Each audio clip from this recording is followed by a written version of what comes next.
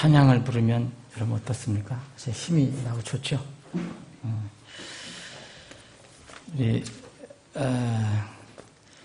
김 지사님이 미국 갔다 오시더니 이게 좀 버터를 많이 드셔서 그런지 힘이 좀 있으신 거 아니에요? 전보다 그죠? 네. 버터, 그러니까 소고기를 드셔서 그런가. 어쨌든. 예, 지금 찬양, 우리 집 영원한 그것을 정말 사모합니다.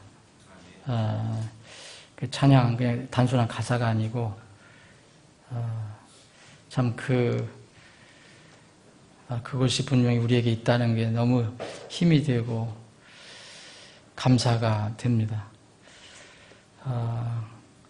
자꾸 저는 이번에 3일 동안 교회를 뵀었는데, 참 아침에도 말씀 나눴지만 수요일 날 자꾸 안 떠나요, 머리에. 여러분, 대단히 화려한 모임도 아니었고, 사람이 많은 것도 아니었고, 이게 노 목사님이 성경을 인도하는데, 성경 공부를 인도하는데, 어떤 뭔가 하여튼 제가 눈시울이 붉어졌습니다. 그건 분명히 창밖에 이렇게 보이는데 교회에서 앉아서 이렇게 보면 바깥에 이렇게 아름다운 모습이 보이거든요. 단풍도 보이고. 그래서 아름다운 가을 정취 때문에 그랬던 건 아닌 것 같고, 뭔가 이 말씀을 나누면서 그리고 교회에서 같이 그런 분들하고 생전 처음 만나는 분들, 두 분 목사님 부부 외에는 생전 처음 만나는 분들인데 이렇게 같은 동일한 말씀을 가지고 이렇게 나눌 수 있다는 거, 뭔가 좀 이렇게 설명이 잘 안 되는데 이렇게 눈시울이 붉어지더라고요. 근데 끝나고 나서 거기 교회를 떠나서 운전할 때 우리 집사한테 물어봤더니 우리 집사는 똑같이 그랬다 해야 돼요. 그 순간에. 참, 그게 은혜고, 또, 제 한 10년 후 정도의 모습이거든요. 그 목사님의 모습이. 저보다 조금 더 나이가 드셨지만, 저는 10년 후에 저런 복을 받을 수 있을까 하는 생각도 들더라고요. 그분은 여기서 서울에 있는 교회를 정식으로 이렇게 은퇴해서 시골로 내려가셨는데, 그 내려간 곳이 또 옛날부터 있었던 독립침례교회가 목회자가 없는 그 교회가 또 옆에로 갔어요, 또. 그래서 다시 거기 있는 성도들이 꼭 목회를 좀 해달라고. 그래서 다시 하세요, 지금. 그러니까 참. 물론 이렇게 드리는, 섬기는 그런 상황이더라고요. 이렇게 뭐가 있겠어요. 조금만 참 은혜스럽고 감사하고, 이렇게 늙고 주님 오실 때 이렇게 살다가 주님 만나면 좋겠다 그런 생각이 들었습니다.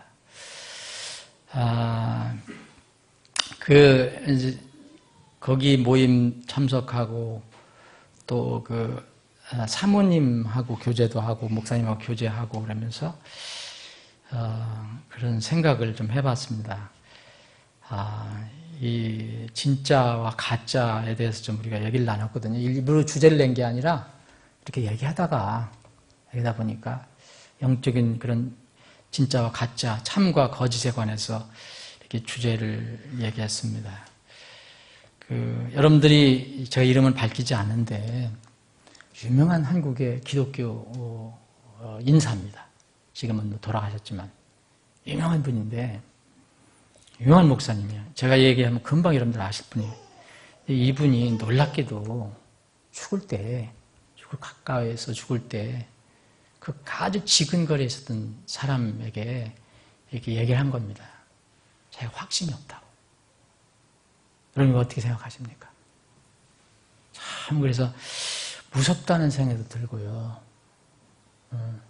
무섭다는 생각이 들고, 정말 그분이 지옥이 있느냐, 지옥이 있는 것 같, 천국이 정말 있을까? 이렇게 질문을 했다는 거예요. 유명한 목사님입니다. 모든 사람들이 어떤 사람, 이 기독교에서는 유명한 분으로 하는데, 그래서 참, 잠깐 교제하면서도, 우리의 믿음이 어디에 있어야 될까, 이런 거를 참 많이 생각해 봤습니다. 이, 인천 공항에 무슨 세관에서 이렇게 뭐 이렇게 들어오는데, 이렇게 뭐 잡는 데가 있잖아요. 근데 이게, 그 불법으로 이렇게 들여오는 거. 근데 그런 것도 잡아보면 되게 짝퉁이 참 많대잖아요. 짝퉁. 그래서 그런 게 그냥 쌓여있대요. 이런 것들이 다 복제품, 뭐 유사품, 짝퉁, 그런 건데, 진짜가 없으면 가짜는 생기지 않습니다. 진짜, 가짜 이런 게 구분 없이 그냥 다 똑같은 것이다. 그럼 가짜라고 얘기할 필요도 없는 거고 진짜라고 얘기할 필요도 없는 거예요. 분명히 진짜가 있으니까 가짜가 있습니다. 또 가짜가 있다는 것은 어디엔가 진짜가 있다는 거예요. 가짜가 정말 많은 세상인 것 같아요. 가짜를 많이 만들어낸 세상이에요. 근데 성경 말씀을 보면 참과 거짓은 이게 창세기 1장에서부터 이제 1장 넘어가고 2장 넘어가고 3장에서부터 참과 거짓은 계속 병존해 와요. 병존. 그리고 이 참과 거짓은 늘 항존해 와요. 항상 존재해 와요. 또 이 거짓 옆에는 진리가 있고 진리 옆에는 거짓이 있더라고요. 상품은 말할 것도 없고 물건도 그렇고 뭐 어떤 이론, 사람의 이론, 사상, 심지어는 사람도 가짜 진짜가 있더라고요. 영적 세계는요, 더 말할 거 없잖아요, 여러분. 하나님은 진리입니다. 하나님. 분명 하나님 진리예요. 그럼 마귀는 진리가 아니죠. 진리가 없습니다, 마귀는. 그래서 성경 요한복음 8장 44절에 보면 마귀는 거짓말장이라고 그랬고요. 거짓의 아비라고 얘기했습니다. 이 세상에는 저는 그 유명했던 목사님이 그런 이렇게 말년에 그런 고백을 했다. 고백보다도 지근에 있는 사람한테 그런 걸 물었다는 게 참 많이 걸리더라고요, 마음이. 이 마귀가, 정말 이 몹쓸 마귀가 사람들을 너무 눈을 많이 가리고 거짓을, 가짜를 너무 많이 만들어내서 사람들이 여기에 빠지게 하는구나. 고린도후서 11장에 보면 바울 사도가 염려했던 다른 예수가 나옵니다. 다른 영이 나옵니다. 다른 복음이 나옵니다. 갈라디아서 2장 4절에는 거짓 형제가 나옵니다. 가짜 형제가 나와요. 베드로후서 2장 1절과 요한일서 4장 1절에는 거짓 대언자가 나와요. 베드로후서 2장 1절에는 똑같이 거짓 교사가 나와요. 갈라디아서 1장 7절, 디모데후서 4장 3절도 비슷한 거짓 교사입니다. 성경에는 분명히 참과 곧 진리와 비진리, 거짓이 늘 있는데 진리 옆에 항상 거짓이 포진하고 있다. 그런데 거짓이 많은 곳에 또 찾아보면 진리가 있다. 어떻게 우리가 거짓과 참을 분별할 수 있을까? 어떻게 분별할 수 있을까? 우리는 성경 말씀을 통해서 분별할 수 있습니다. 요새 이제 뭐 이렇게 누굴 잡으면요, 범인들을 잡으면 너무 거짓말을 하기 때문에 당연히 재간이 없어요. 우리나라는 증거 무슨 주일 거래요? 이게 법정에서 할 때 분명히 심증은 있는데 증거가 없으면 무죄예요. 무죄. 그래서 이번에 얼마 전에 왜 강서에서 그 재력가 수십억인가 수백억 재산가를 이렇게 교사에서 죽인 시의원 있잖아요. 시의원. 근데 이분 완전히 자기가 무죄를 주장하고 있거든요, 지금. 완전 무죄다. 저 사람이 거짓말 하는 거다. 그래서 이제 이 검찰에서 이 증거 못 되면 무죄로 풀려나오게 됐어요. 그래서 몰라요. 하여튼 어쨌든 그거 심정으로 보면 거의 거짓말 하는 건데. 근데 거짓말 탐지기 있잖아요. 근데 그것도 다 못 가려내거든요. 이제 뭐가 할 때 이제 이렇게 자손 문제가 생길 때는 이제 DNA 검사를 한다는데 이거는 뭐 그것도 아니고 오늘 우리가 나눌 말씀은 거짓과 참을 어떻게 분별하는가. 이 성경에는 여러 군데 이런 어떤 우리에게 지혜를 주는 말씀이 있는데 오늘은 많은 것을 시사하는 그런 말씀을 한번 보겠습니다. 열왕기상 3장을 보겠습니다. 열왕기상 3장을 좀 살펴보겠는데요. 오늘 다 성경 구절을 다 읽지 않겠습니다. 시간 관계상.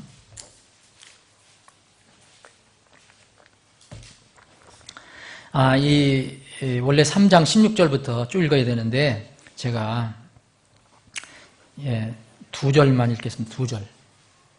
24절, 25절. 열왕기상 3장 24절, 25절.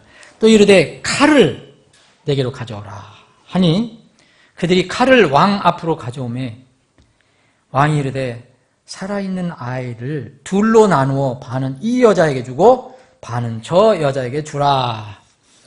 아버지 하나님, 오늘 오후에 다시 모여서 주님 찬양하고 경배하며 이 시간에 주님께서 허락하신 말씀을 나눕니다. 이미 생명의 말씀을 나눌 때 저희들이 겸허한 마음이 되게 하시고 이 말씀이 우리 안에 생명 그 자체가 되게 하시고 이 말씀을 찬양하는 그리고 말씀에 순종하는 우리의 삶이 되게 하여 주옵소서. 거룩하신 예수님의 이름으로 기도합니다. 아멘. 오늘 이 말씀은요, 여러분들 잘 아시죠? 이거 대부분 다 아실 거예요. 이 솔로몬이 왕으로 등극해서 이제 하나님께 간절히 이렇게 기도하고 구한 게 있었어요. 그랬더니 하나님께서 이제 지혜를 주셨거든요.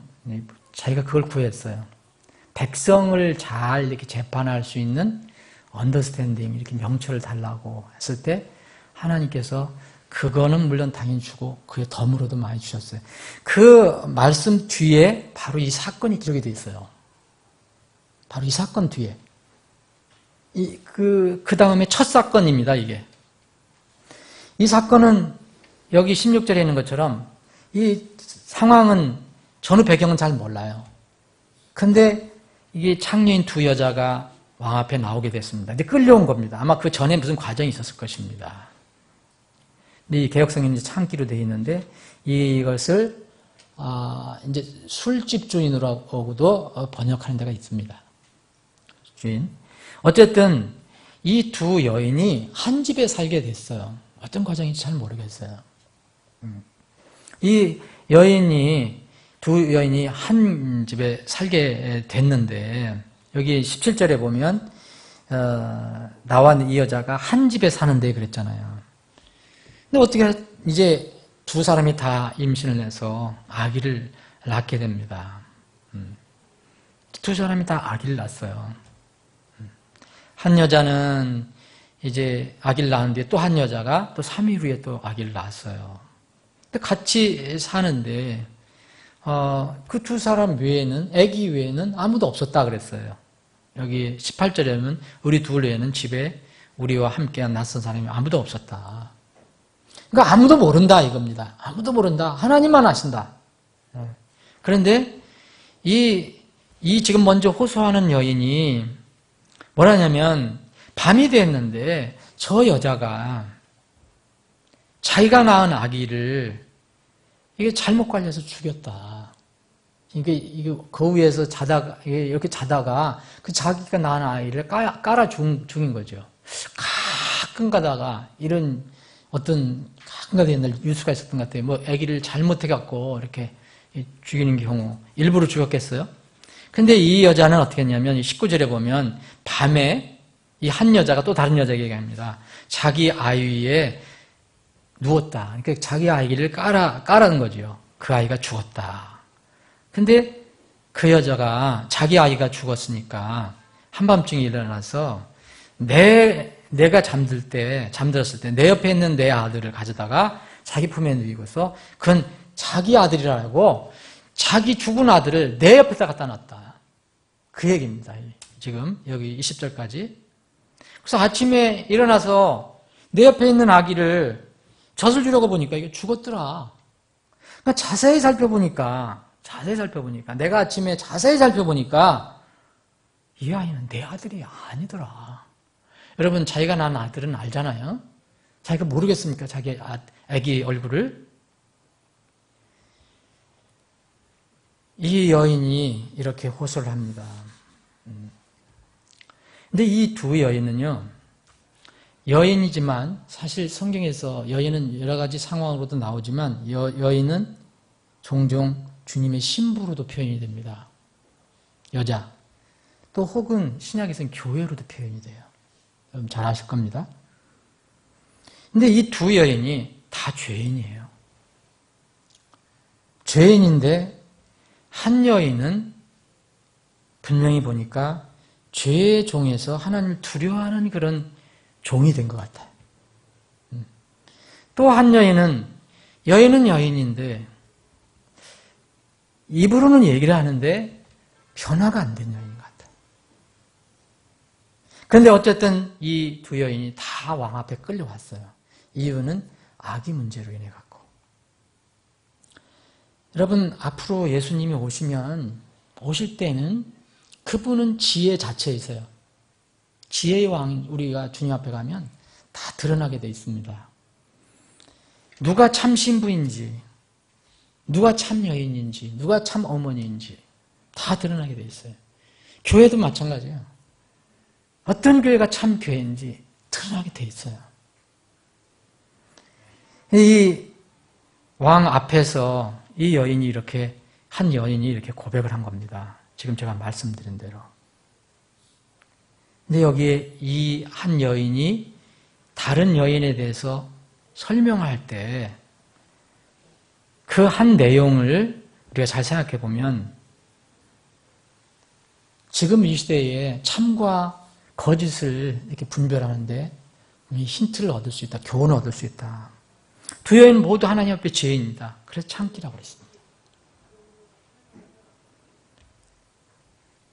이 두 여자가 함께 거주합니다. 세상에는 다 함께 있어요. 참과 진리가 항상 병존합니다. 진리주의에 거짓이 있어요. 또 가짜 옆에 보면 잘 찾아보면 또 진리도 분명히 있습니다. 세상에. 한 여자는 아기를 낳았어요. 다른 여자도 3일 후에 아기를 낳았어요. 전후 배경은 아무도 몰라요. 이거 성경은 더 이상 설명하지 않으니까. 근데 한 여인이 아기를 낳으니까 또 3일 후에 아기를 낳았어요. 가짜는요, 진짜를 거의 완벽하게 모방하는 법입니다. 그 많은 사람들이 속고 있는 거예요. 그 노 목사님이 죽을 때 평생 자기는 예수님을 섬긴다고 했던 사람이 왜 천국이 있고 지옥이 있다는 게 믿음이 없었을까?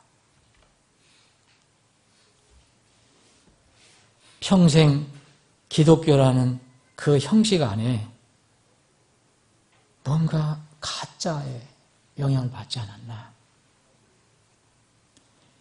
예수 그리스도가 계시면 반드시 성경은 뭐가 있다고 합니까? 다른 예수가 있다고요?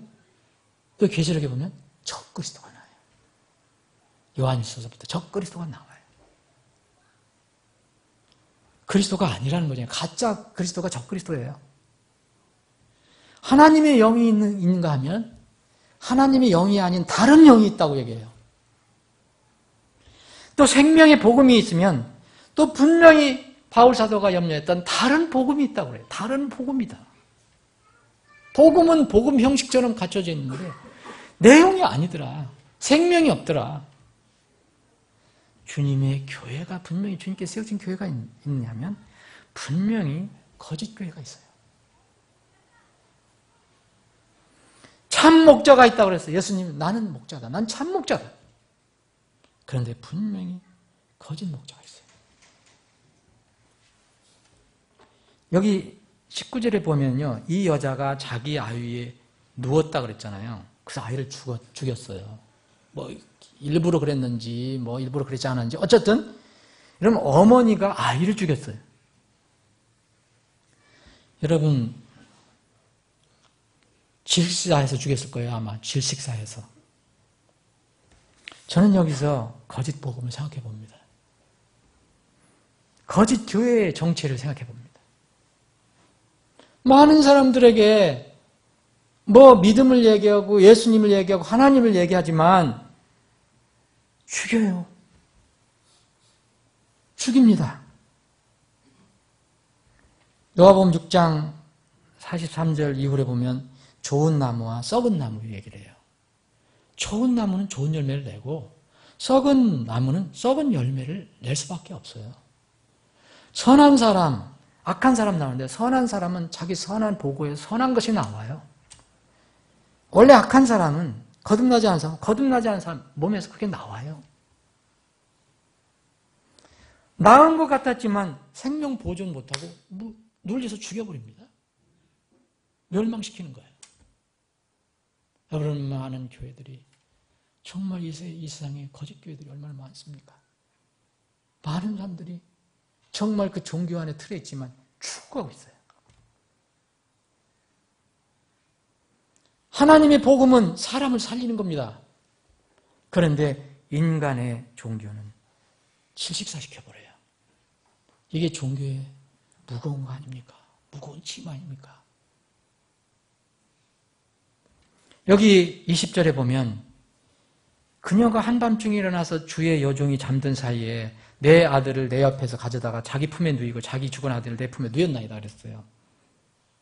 여러분, 가짜 거짓은요 절대 조용히 안 있어요. 지치지 않습니다. 그 열심은 대단합니다. 밤낮이 없어요. 여러분, 마귀는 밤낮이 없는 거 여러분 아시죠? 마가복음 5장에 보면 가다라 지방에 마귀 들린 어떤 사람이 있어요. 부정한 영이 들린 사람이 있는데 여기 보면 이 성경 말씀에는 밤낮이에요. 밤과 낮이 없어요. 밤에 잠도 안 자요. 가짜는요, 거짓은요, 밤에 자는 거 아닙니다. 자지 않아요. 밤낮으로 무덤과 산에 소리 질러요. 여기 한밤중에 주의 여종이 잠든 사이에 이 여인은 이 왕에게 내 주여, 주의 여종 이렇게 자꾸 얘기합니다. 이 여인은 어떤 옛날엔 더러웠지만 이제 참으로 회개한 이제 영적으로 깨끗해진 그 여인을 상징하는 것으로 보입니다. 그럼에도 불구하고 이 다른 가짜 여인이 활동하도록 일조를 했어요. 어떻게 됐습니까? 이 여인이 고백하잖아요. 밤에 한밤중에 내가 잠든 사이에, 주의 여종이 잠든 사이에 이 거짓 여인이 내 아기를 뺏어서 자기 옆에 자기 거라고 지금 주장하고 있다. 이야기입니다. 저는 이런 부분에 마음이 걸립니다. 때로 가짜, 비진리, 거짓이 활동하는 것은 하나님 자녀가 깨어있지 않기 때문에 잠잘 때 이런 일이 일어난다는 거예요. 그들만 나무랄 수가 없어요. 우리도 책임입니다. 신자들이 게으르고 깨어있지 않으면, 직무유기를 하면 분명히 이런 일이 생길 수 있어요. 마태복음 13장에 예수님께서 가라지 비유를 말씀하세요. 분명히 좋은 씨를 뿌렸는데 웬 이 가라지가 많이 이 논에서 생겼는지 몰라요. 제자들이 웬 이렇게 피가 많이 있어요? 가라지가 많이 생겼습니까? 우리가 뽑으니까? 주님께서 말씀하십니다. 사람들이 잠든 사이에 그의 원수가 와서 곡식 가운데 가라지를 뿌리고 자기로 갔다 얘기합니다. 예수님께서 말씀하신 거예요.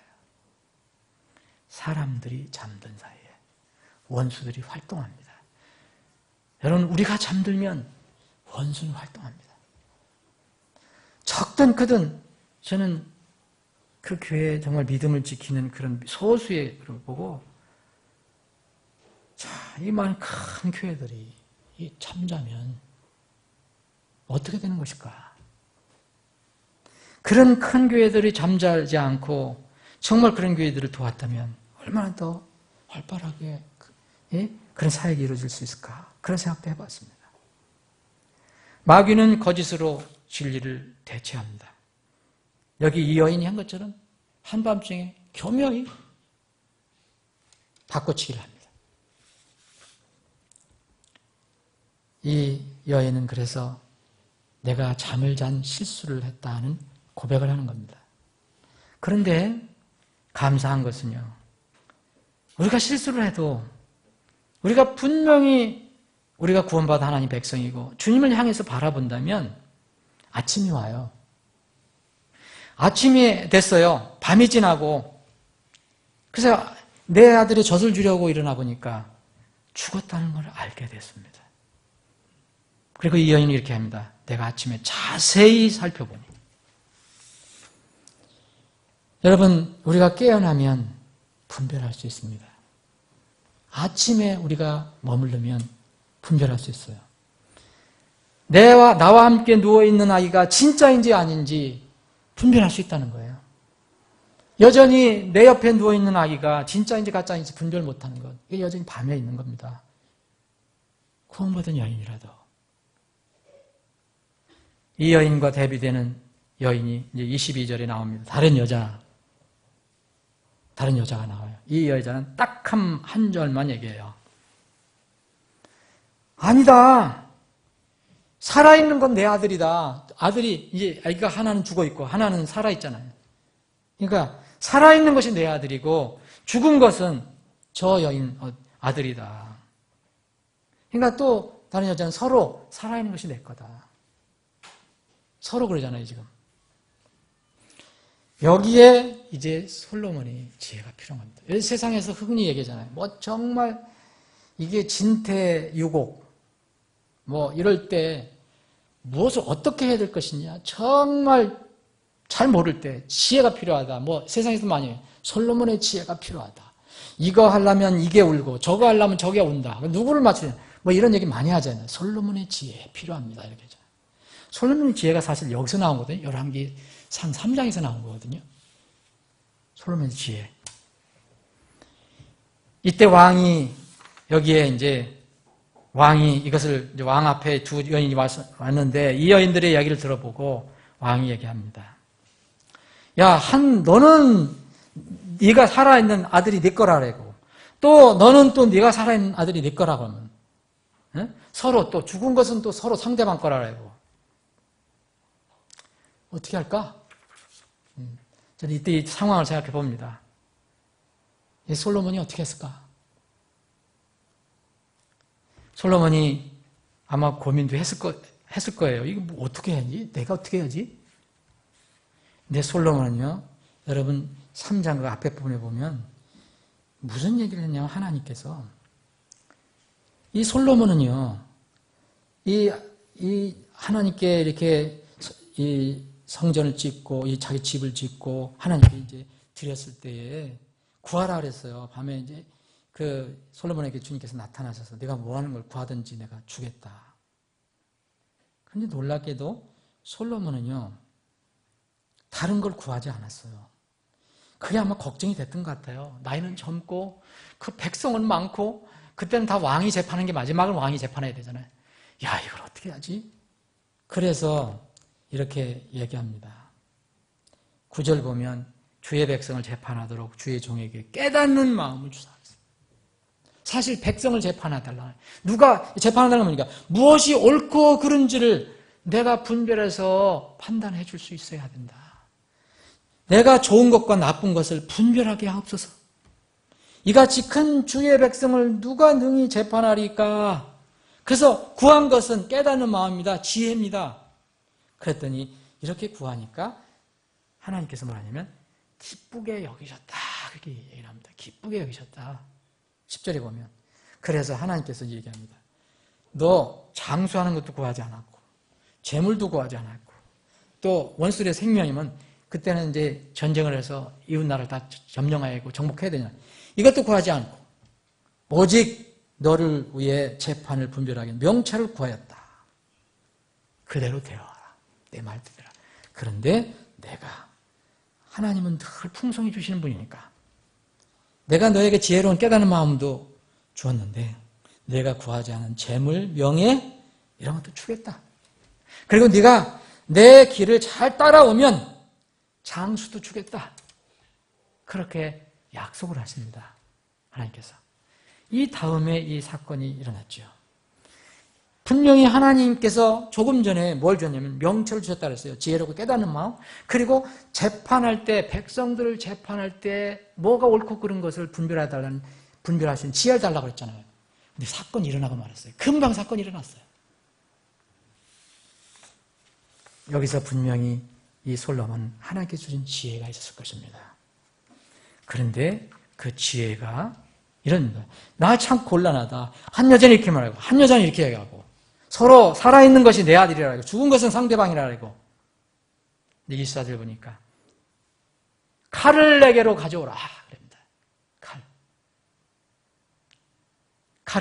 칼 한 자루를 가지고 왔습니다. 이 칼 한 자루입니다. 그랬더니 이제 이 솔로몬 왕이 얘기합니다. 그러면 살아있는 아이 둘로 나누어라. 그래서 반은 이 여인에게 주고 반은 이 여인에게 줘라. 넌 똑같이 주장하니까 공평하게 하자. 여러분 이 시대에 이렇게 많이 하거든요. 재판할 때 여러분 그 뭐라 그러죠? 왜 그 재판을 하기 전에 서로 이렇게 타협시키는 거. 그 뭐 용어가 있는데? 네? 조성? 조정인데 화해시키는 거죠. 적당하게 물러나게 하는 거야. 여기가 1,000만 원을 요구하면 야, 뭐 1,000만 원 다 받아. 500만 받아. 넌 500만 원 돼. 이렇게 해서 이렇게 하는 거 있잖아요. 여기는 옳고 그른 게 없어요. 법은요, 뭐가 옳고 그른 것을 판단하지 않아요. 그거는. 그냥 서로 이렇게 타협해서 끝내게 하는 게 목적이에요. 근데 하나님은 그렇지 않거든요. 하나님은 뭐가 진짜고 뭐가 가짜냐, 뭐가 참이고 뭐가 오해서냐. 이걸 말씀하시거든요. 여기서도 이 세상 기준으로 하면 정말 솔로몬 잘한 거예요. 누구에게도 지금 이게 비난 안 받습니다. 좌파에도 비난 안 받고 우파에도 비난 안 받아요. 진보에도 비난 안 받고 보수에도 비난 안 받아요. 얼마나 중도예요. 여기서 갈라집니다. 여기서 사람들이 갈라져요. 여기서 칼은요 상당히 상징적이에요. 사실 솔로몬이 바보입니까? 아기를 가르면 금방 죽는다는 거 알 거 아니에요. 근데 칼을 가져왔어요. 칼은요 신약에 오면 말씀입니다. 말씀. 왕 앞에서 하나님께서는 말씀의 칼이 있어요. 모든 것을 심판하신다 그랬어요. 이 대표적인 말씀이 히브리서 4장이에요. 이 말씀의 칼 앞에는 아무것도 숨겨질 게 없어요. 하나님의 말씀은 살아있고 권능이 있으며 양날 달린 어떤 검보다도 예리하여 혼과 영과 및 관절과 골수를 찔러 둘로 나기까지도 하고 또 마음의 생각과 의도를 분별하시는 분이시니 그분의 눈앞에서 드러나지 아니하는 피조물이 하나도 없고 모든 것이 우리와 상관하시는 그분의 눈에 벌거벗은 채 드러납니다. 우리는 하나님 앞에 하나님 눈을 속일 수 없어요. 그런데 우리는 지금 하나님 보이지 않아요. 우리 앞에 말씀이 있습니다. 말씀의 칼 앞에는 우리가 아무것도 속일 것이 없어요. 그대로 쪼개냅니다. 그래서 예수님께서 말씀하셨습니다. 요한복음 12장 48절에 내가 너희들 심판하지 않겠다. 지금 안 하겠다. 그러나 마지막에 너희들을 심판할 리가 있으니 곧 내가 한 말이다. 살아있는 아이를 칼로 둘로 나누어서 반은 이 여자에게 주고 반은 저 여자에게 주라는 거예요. 솔로몬은 바보가 아닙니다. 솔로몬은 지혜가 어디에 있냐면 사람의 심성을 꿰뚫어 볼 수 있는 뭐가 있었던 것 같아요. 판결 전에 필요한 진위를 가리는 검증 절차였어요, 이게. 하나님의 지혜의 성격이 성경에 소개되어 있습니다. 야고보서 3장 17절을 보면 이런 말씀이 있어요. 그러나 위로부터 난 지혜는 첫째 순수하고 다음으로 평화스러우며 부드럽고 간청을 잘 들어주며 긍휼과 선한 열매로 가득하고 몇 가지 열매가 있는데 긍휼로 가득하다는 거예요. 하늘로부터 오는 지혜는 이거를 이 솔로몬 왕은 한 겁니다. 여러분 고린도전서 1장 30절에 보면 지혜는 예수님 자신이에요. 예수 그리스도께서 지혜가 됐다고 그랬어요. 지혜이신 예수 그리스도는 우리를 불쌍히 여기십니다. 그분이 지혜가 있기 때문에 하늘로부터 온 지혜는 긍휼이 넘쳐요. 그래서 예수님께서 우리를 불쌍히 여기셔서 우리에게 구원을 베풀어 주셨어요. 그래서 예수님 계셨을 때 보면 다 불쌍히 여기시되 불쌍히 여기셔서 그래서 누가복음 10장에 나오는 선한 사마리아는 예수님의 아주 좋은 모형 아닙니까? 지혜로운 솔로몬 왕은 생명의 긍휼을 여기는 마음을 소유하고 있느냐 소유하고 있지 않느냐 이것으로 진짜와 가짜를 가렸어요. 참과 거짓을 판단할 수 있습니다. 자, 이렇게 되니까 소위 하면 난리가 났잖아요. 어떻게 되겠습니까, 여러분? 생각해 보세요. 여기 전까지는 칼로 나누라 하기 전까지는 두 사람을 분간할 수가 없어요. 입에 고백밖에 몰라요. 근데 칼로 둘로 나눠줘라 할 때는 사람들이 정체가 드러나게 됩니다. 하나님의 말씀의 칼이 우리에게 다가올 때는, 우리를 나눌 때는 우리 정체가 드러나요. 참 어머니가 누구인지 여기가 나타납니다. 여기 26절은 이미 26절은 성령 하나님께서 이게 누구의 아들이냐를 설명해줘요. 잘 보세요. 그때에 그 살아있는 아이의 어머니 되는 여자 이렇게 얘기하잖아요. 이미 결정을 해놓고 얘기해요. 성령 하나님께서 소개해 준 거죠. 속 중심에서 자기 아들을 불쌍히 여겼으므로 왕께 아뢰 이르되 오 내 주여 살아있는 아이를 그녀에게 주시고 아무쪼록 죽이지 마옵소서. 이게 진짜가 나오는 말, 진짜에서 나오는 말이에요. 진짜에서는 생명이 나와요. 가짜에서는 죽음이 나와요. 아무리 화려하고 아무리 훌륭해도 죽음이 나와요. 평생 지도자였고 평생 교회를 다녔어도 죽을 때, 자기 생명이 끝날 때는 생명이 나오지 않아요. 그런데 다른 여인은 어떻게 얘기합니까? 다른 여인은 어떻게 얘기합니까? 다른 여자는 말하기를 그것이 내 것도 되게 하지 말고 내 것도 되게 하지 말며 그것을 나누게 하라. 이 여인이 나누면 안 된다. 이 살아있는 아이는 그냥 주어라. 이 아이는 살아야 합니다. 살려야 합니다. 내 아들로 포기를 하더라도, 아들이 아닌 것을 포기하더라도 이 아이는 죽이면 안 됩니다. 근데 가짜는 어떻게 나와요? 굉장히 공평한 것 같죠. 내 것도 아니고 죽여라. 솔로몬 왕은 이제 금방 알았어요. 그때 왕이 응답하여 이르되 살아있는 아이를 그녀에게 주고 결코 죽이지 마라. 그녀가 그 아이의 어머니라. 이 왕이 재판한 것을 이스라엘이 듣고 왕을 두려워하기 시작했어요. 이건 하늘의 지혜다. 세상의 지혜는 공평하게 나눈 거예요. 근데 하나님은 생명과 죽음을 분별하셔요. 그걸 가르쳐 주시는 거예요. 공의로 재판하는 하나님의 지혜가 그에게 있음을 그들이 보았기 때문이다. 판결 끝났습니다. 최종 판단은 생명은 생명으로고 죽음은 죽음으로입니다.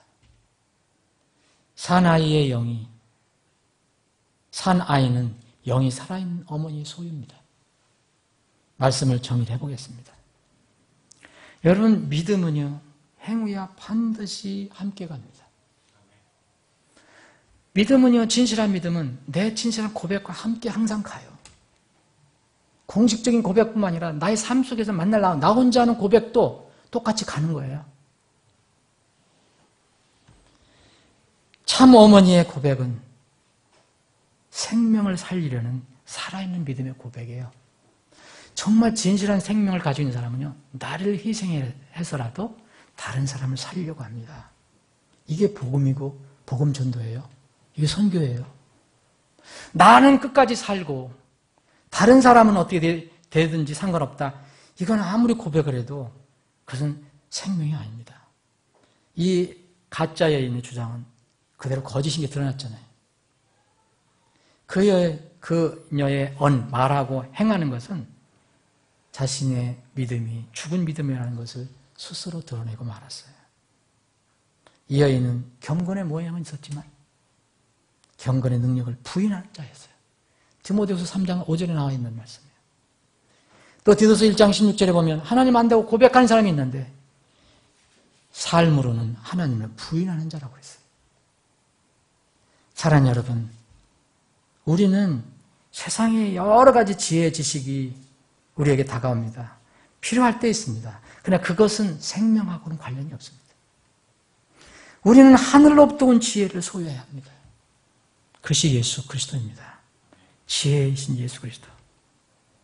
만약 우리가 지혜이신 예수 그리스도, 생명이신 예수 그리스도를 우리가 진실로 우리의 주로 믿는다면, 우리 안에 그분이 살아계신다면 우리의 믿음은 늘 이 참 여인처럼, 과거는 우리 과거도 더러웠지만, 여인도 더러웠지만 늘 말씀 앞에서 움직이게 돼 있어요. 꿈틀거리게 됩니다. 그러나 땅의 지혜라면 죽었기 때문에 가짜 여인의 이야기하는 것 이상을 더 초월할 수 없어요. 많은 사람들이 지금 거짓 종교를 가지고 있어요. 몰라요, 본인들이. 거짓 영에 지금 눌려 있어요. 그리고 자기들이 가지고 있다는 복음을 거짓 복음인데도 모르고 있어요. 오늘 이 말씀은 그 분별 기준은 말씀을 통해서 말씀의 칼로 답밖에 우리가 분별할 수 없다. 다른 기준으로는 안 된다. 그 말씀의 칼이 우리에게 다가올 때 영혼에 대한 긍휼히 여기는 마음, 이것이 나와야 된다. 그 죽어있는 혼들에게 복음을 전하고 살리려는 마음이 우리 마음에 있어야 된다. 아니면은 잘 무관심하고 남이 죽든 살든 복음이 전해지든 선교를 하든 말든 그런 냉혹한 이 죽은 여인처럼 이런 태도만 있는지, 왜 많은 우리 교회, 우리 한국의 기독교도 엄청나게 크고 교회도 큰데 왜 전혀 선교에 관심이 없는지 아십니까? 많은 사람이 죽었기 때문에. 죽은 여인처럼 뭔가 잘못된 것을 붙들고 있기 때문에. 오늘 이 말씀이 여러분들과 저에게 또 힘이 되기를 원합니다. 말씀의 칼이 우리를 깨우치고 또 우리에게 분별력을 주시기를 소원합니다. 우리 주님께서 우리 교회를 복음과 복음 전도와 선교에 귀하게 쓰고 여러분들도 그렇게 쓰시기를 소원합니다. 아버지 하나님,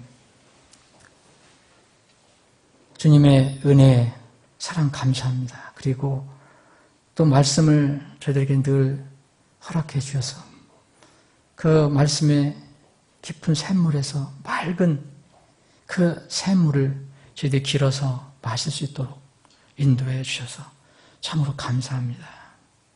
오늘 두 여인의 사건을 통해서 참된 것과 거짓된 것에 대해서 우리가 묵상하고 주님을 배울 때까지 이 참된 것에 늘 머무르며 참된 것을 증거하고 전하는 저희들이 되게 하여 주시옵소서. 지금도 곳곳에 진리만 붙들고 힘들게 이렇게 주님 섬기고 있는, 참으로 세상이 볼 때는 볼품없는 그런 교회들과 주님의 성도들이 있습니다. 적은 양무리들이 있습니다. 그러나 주님께서 그 양무리를 기뻐하시고 하나님의 왕국을 주시길 기뻐하신다고 말씀하셨습니다. 우리가 끝까지 오직 주님만 바라보고 적은 작은 양무리 안에 머무르며 말씀 붙들고 살아가는 저희들이 되게 하여 주시옵소서. 이 시간 이후로 저희들이 헤어지면 또 세상에서 한 주간을 보내게 됩니다. 주님의 도우심이 필요합니다. 주님의 인도하심이 필요합니다. 저희들과 동행해 주시고 저희들 발걸음을 인도해 주시옵소서. 우리 마음에 우리 생각에 여러 가지 계획들이 있을지라도 오직 주의 뜻 그것만이 세워진다고 주님께서 말씀하셨습니다. 이 한 주간도 우리 뜻이 아니고 주님의 뜻만 세워지는 한 주간이 되게 하여 주옵시고, 있는 곳 직장이나 처소나 어느 곳에서나 우리가 주님의 아름다운 향기나는 편지가 되게 하시고 작은 예수 그리스도가 되게 하여 주시옵소서. 거룩하신 예수님의 이름으로 기도합니다. 아멘.